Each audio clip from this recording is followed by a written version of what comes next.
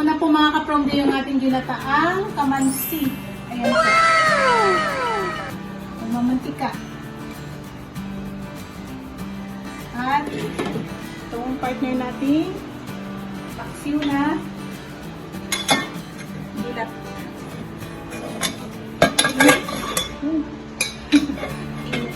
Ayan po, kain na tayo mga kapromdi. Okay na to.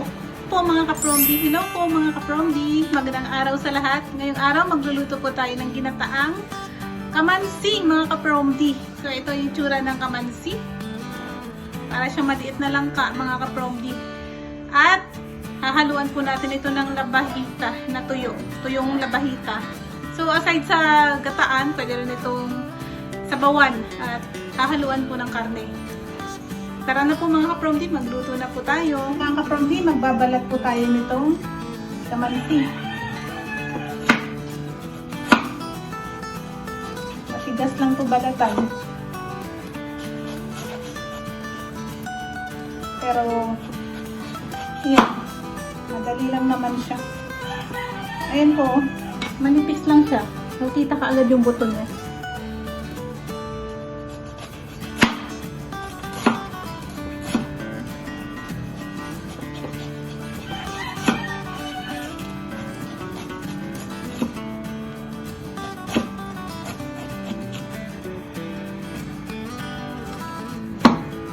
Bali, madagta lang ito mga kapromdi, kaya dapat nalagyan nyo rin yung kamay nyo ng mantika.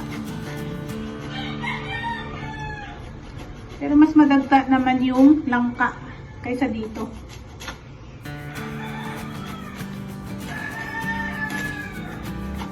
Bira nga lang ito sa palengke mga kapromdi. Hindi mo ito basta-basta mahahanap sa palengke.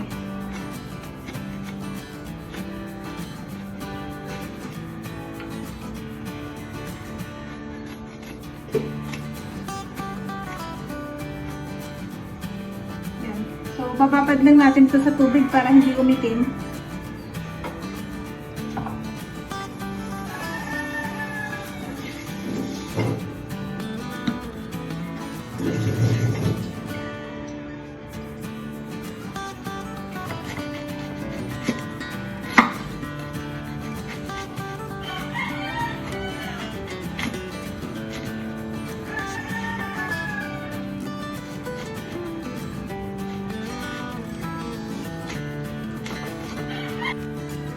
Ayan po ang ating, pinagtag na natin yung ating kamansi. Ito yung ingredients natin.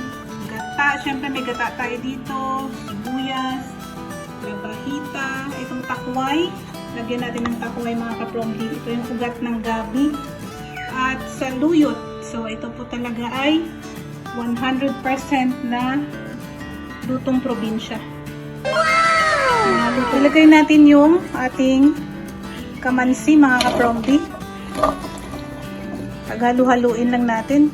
Bali palang ilagay natin yung pangalawang gata muna mga kapromdi. Ilagay natin itong labahita. Yun. At syempre sunod natin yung sibuyas. Ayan, lagyan natin itong mga kapromdi ng sibuyas. At isunod natin yung baboy na nakakahon. Itong baboy na nakakahon, lagay din natin. At yung pangalawang gata.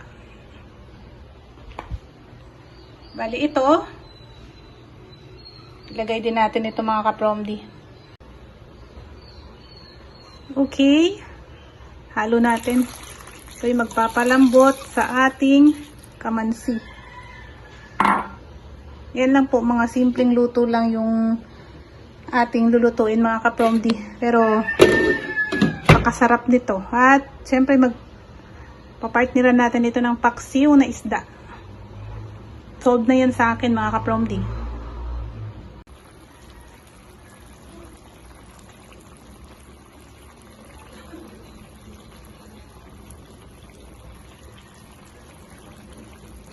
Ayan po mga kapromdi, lalagyan muna natin ng sili. Hindi pa ito luto, hindi pa siya ganun kalambot.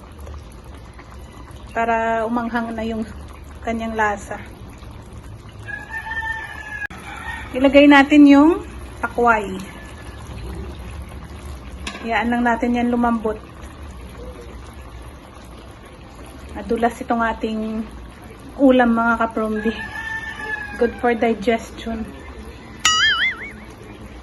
Ilagay po natin mga kapromdi yung ating unang gata dahil natuyuan na po yung ating niluluto. Bali ito na. Malapot yung kakang gata. Yan.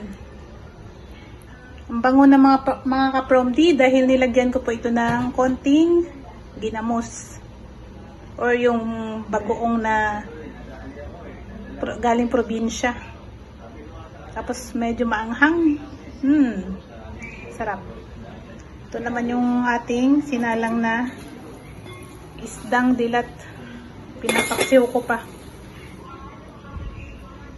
Lagay natin mga kapromdi itong ating saluyot. Pinakahuli.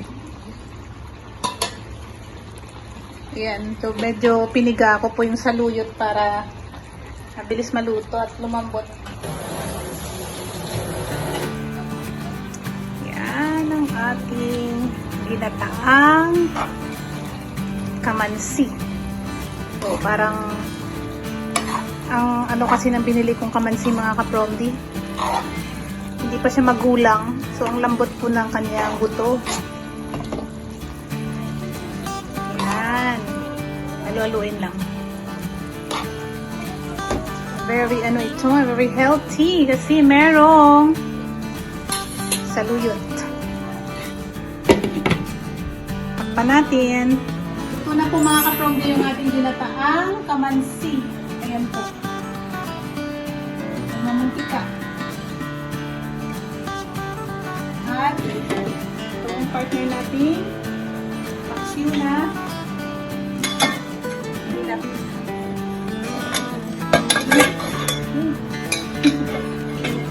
Ayan po, kain na tayo mga kapromdi. Okay na po. Ayan po mga kapromdi, kain tayo. May tayo paksiw dito paksiw na isda na dilat. Saka itong ating siyempre yung ating niluto kanina na ginataang kamansi. Gusto ko yung sabaw ng paksiw. Kasi malinamnam po siya. Binuo ko na yung bell pepper mga kapromdi.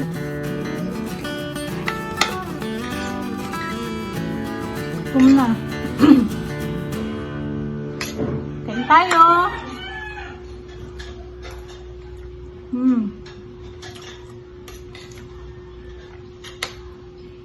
Isang lasa talaga yung bagoong. Nilagyan ko kasi ito ng konting bagoong.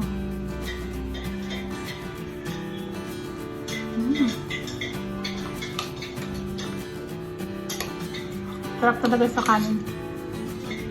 Bahaw.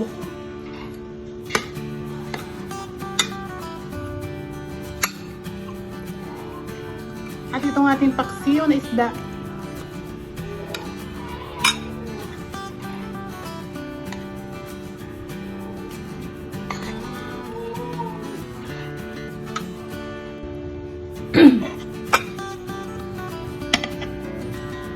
Dagdag pa tayo.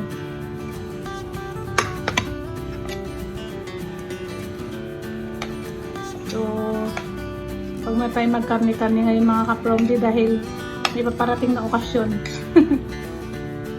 Gulay-gulay muna tayo.